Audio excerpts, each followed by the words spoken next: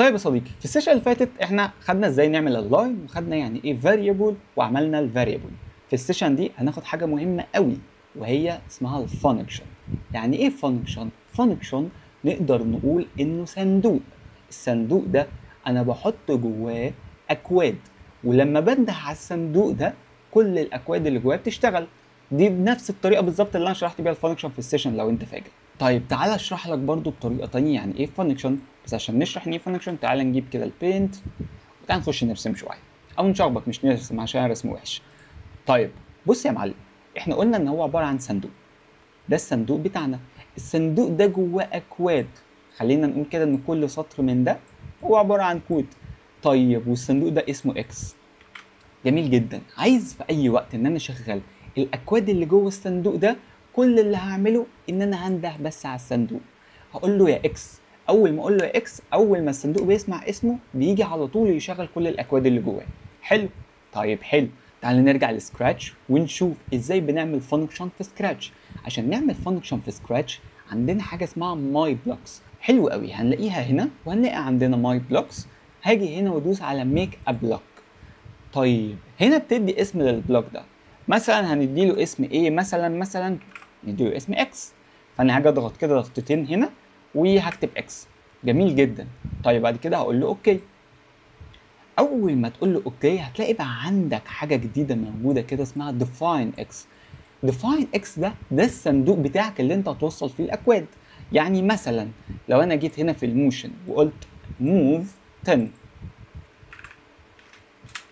وبعد كده جبت مثلا change x مثلا change y، وجبت مثلا change y باي خلينا نقول 50، وجبت move 10 تاني، وبعد كده change y برضو باي 50.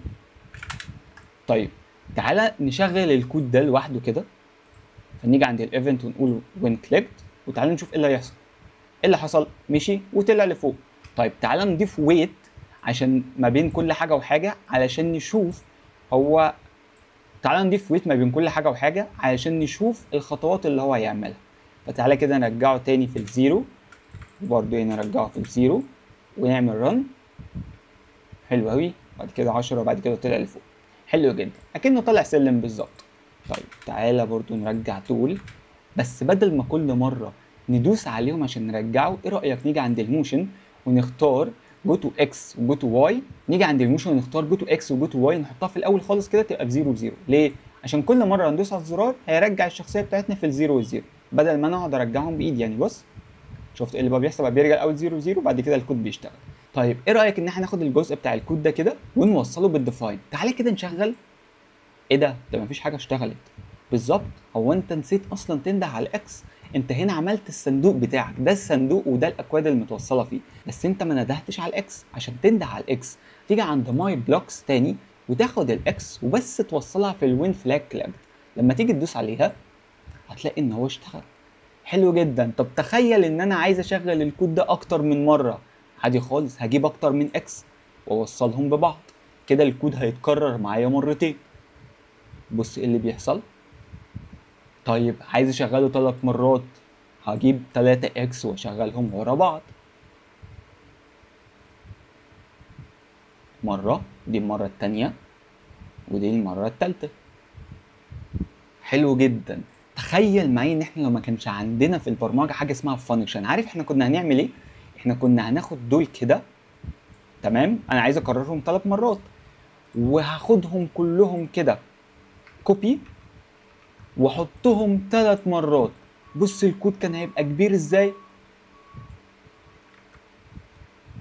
بص الكود كان هيبقى كبير ازاي. انت متخيل ان احنا وفرنا على نفسنا كل ده بس بالثلاثه دول؟ الكود ده لما شغالها هيعمل لي نفس الحاجه اللي كان الكود ده برضو بيعملها، نفس الفكره بالظبط. بس الفكره ان انا خليت بلوك يشتغل. حلو قوي. طيب تعالى كده نرجع تاني زي ما احنا. جميل. طيب حلو جدا. تعالى ناخد حاجه تانية. تعالى نسيبنا خالص من الفانكشنز دلوقتي، وتعالى ناخد بس السيت اكس والسيت واي، او الجو تو اكس والجو تو واي، ونخليها 0 و0. وتعالى بقى نعمل ايه؟ تعالى ناخد حاجه جديده وهي اسمها الريبيت انتل. ايه ده؟ ريبيت انتل اكرر لحد لما حاجه معينه تحصل. بالظبط. تخيل ان انت جبت اف وجبت فوريفر، والاتنين دول والاتنين دول دمجتهم مع بعض فطلعوا لك حاجه اسمها الريبيت انتل. الريبيت انتل هي بتفضل تكرر الكود لحد لما يحصل حاجه معينه. ايه ده؟ طب تعالى نجرب كده. تعالى انا همسح الاف والفوريفر دي وهاخد الريبيت انتل واحطها هنا، وهقول جوه ان انا عايزه يعمل موف. طيب لما اجي اشغل هيفضل يمشي بالظبط اكنه فوريفر عادي خالص. ليه هيفضل يمشي؟ علشان انا ما حطيتلوش الحاجه اللي هيقف عندها. طيب ايه رايك نقول له ان لما الاكس توصل ب 100 اقف خلاص، انا مش عايزك تعمل حاجه تاني. تعالى كده نشوف ممكن ازاي نقول له ان الاكس بتساوي 100. تعالى كده ندور. تعالى كده نفتح الاوبريشنز، ممكن نلاقي حاجه جواها. ايه ده؟ ده في فعلا حاجه جواها بتقول لي يساوي. حلو قوي.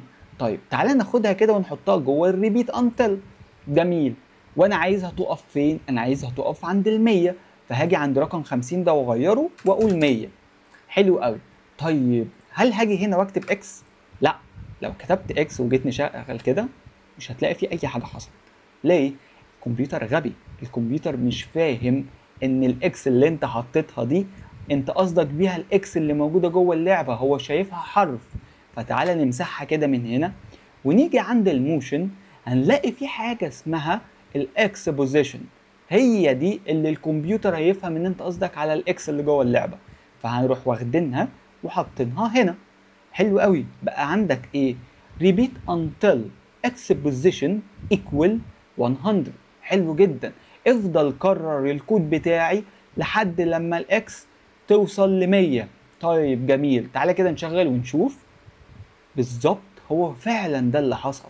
فعلا الاكس بتاعتي وصلت ل 100، او الكود وقف لما الاكس وصلت ب 100. جميل جدا. ايه رايك نعمل حاجه تانية ونجيب حاجه عندنا هنا في اللوكس، حاجه اسمها سي، وناخدها كده ونركبها تحت خالص بعد الريبيت انتل، ونقول مثلا اكس بقت ايكوال 100. حلو قوي. ليه؟ علشان لما ده يوصل ل 100 اخلي القطه دي تقول ان اكس وصلت 100. تعالى كده نشغل ونجرب. شفت ايه اللي حصل؟ اول ما وصلت عند ال 100 قالت اكس ايكوال 100. جميل جدا. كده احنا خدنا الفانكشن وخدنا الريبيت انتل، وقلنا ان الريبيت انتل هي بتساوي فوريفر زائد اف كونديشن، دمجناهم مع بعض طلعوا لنا الريبيت انتل. لحد هنا كده خلصنا الفيديو بتاع النهارده، واشوفك في السيشن الجاي.